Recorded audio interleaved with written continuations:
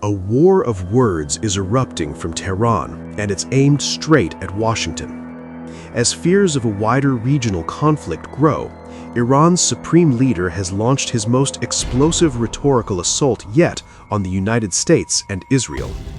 Intelligence agencies, covert coups, street unrest, nothing is off the table. And just as the accusations peak, diplomacy quietly re-enters the frame. Iran's supreme leader, Ayatollah Ali Khamenei, has sharply escalated rhetoric against the United States and Israel, accusing both of orchestrating what he calls a coordinated campaign of unrest inside Iran. The remarks come amid rising fears that regional tensions could spiral into open confrontation. In a series of posts on X, Khamenei claimed that recent protests were not spontaneous, but a foreign-engineered operation.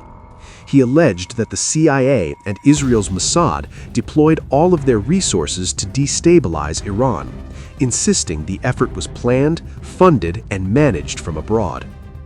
Khamenei went further, calling the unrest a failed coup attempt. He accused protest organizers of targeting police stations, IRGC bases, banks, and state institutions, arguing the goal was to cripple Iran's governance by destroying internal security. He praised Iran's law enforcement, the Basij militia, and the Islamic Revolutionary Guard Corps, but said the decisive factor was public resistance. According to Khamenei, it was ordinary citizens who extinguished what he described as a foreign-backed sedition.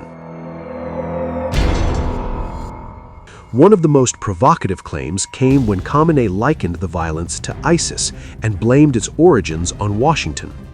Citing past remarks by Donald Trump, he alleged the United States itself created the terror group, framing American power as a force of engineered chaos. Yet even as the rhetoric hardens, diplomacy flickers in the background.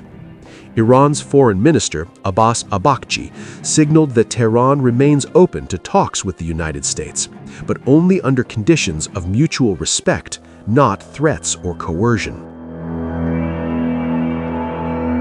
Araghchi said Iran would respond to diplomacy with diplomacy and to pressure with resistance.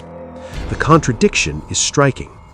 As accusations of covert war dominate the headlines, both sides quietly explore whether negotiation can still prevent escalation. After the failure in this recent conspiracy,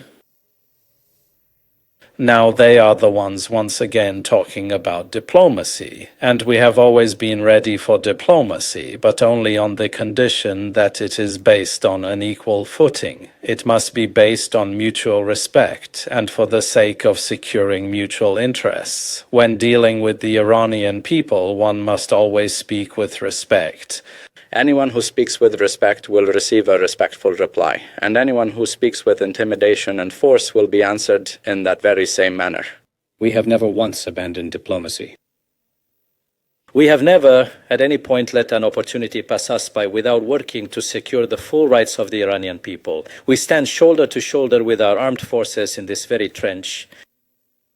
They are fulfilling their responsibilities, we are fulfilling our responsibilities, and we are all moving forward together, united to secure the rights of these people, to defend the interests of these people, and to ensure the security of these people. This time they came in a different manner, with yet another conspiracy. I don't want to go into the details that you all know by now, but 18 of them have been counted in these 3 days.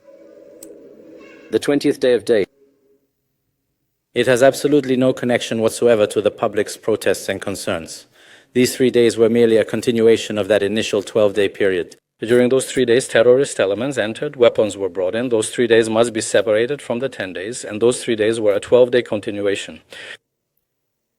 It was the cowardly and unjust war waged by America and Israel against us that suffered the exact same fate and ultimately ended in a total defeat. Indeed, every incident brings great fear among people. War is terrible. No one sees it as good, nor do people speak well of it. Tragedies always unfold in war, revealing themselves. So there's immense fear. In Mosul and even in Iran, people there also endured great terror. Fear is forcing people to move before war does. At Iran's western edge, long queues signal a population under pressure.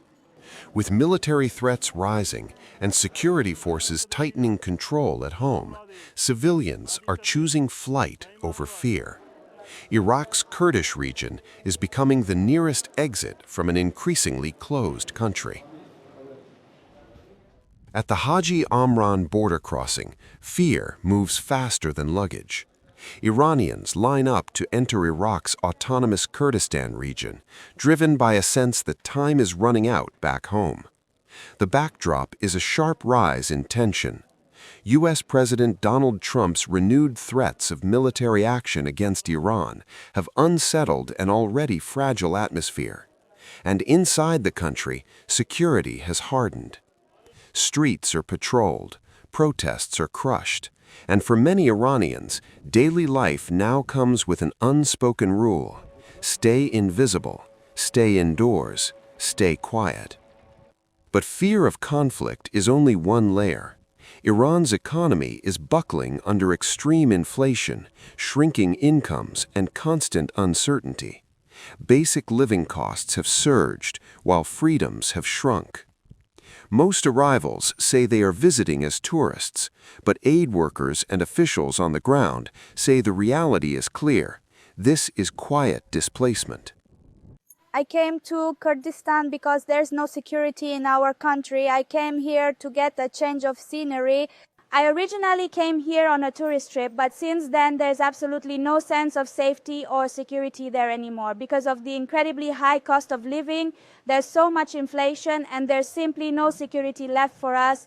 We're so terribly afraid. I mean, we can't even leave our homes past 6 in the evening. Their soldiers are everywhere, you see. The people of Iran, who had truly suffered greatly before, but now the impact of this action on Iran is significant, especially concerning the crisis and the high cost of living that have gripped the country. This effort, however, was weak in addressing those issues. Because of this, people quickly turned from Iran towards the Kurdistan region as a refuge, as a peaceful place. Indeed, every incident brings great fear among people. War is terrible. No one sees it as good, nor do people speak well of it.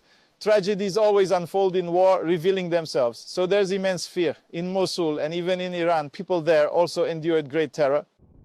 For Iraq's Kurdistan region, the influx raises humanitarian and logistical questions. For Iran, it is another signal of internal pressure leaking beyond its borders.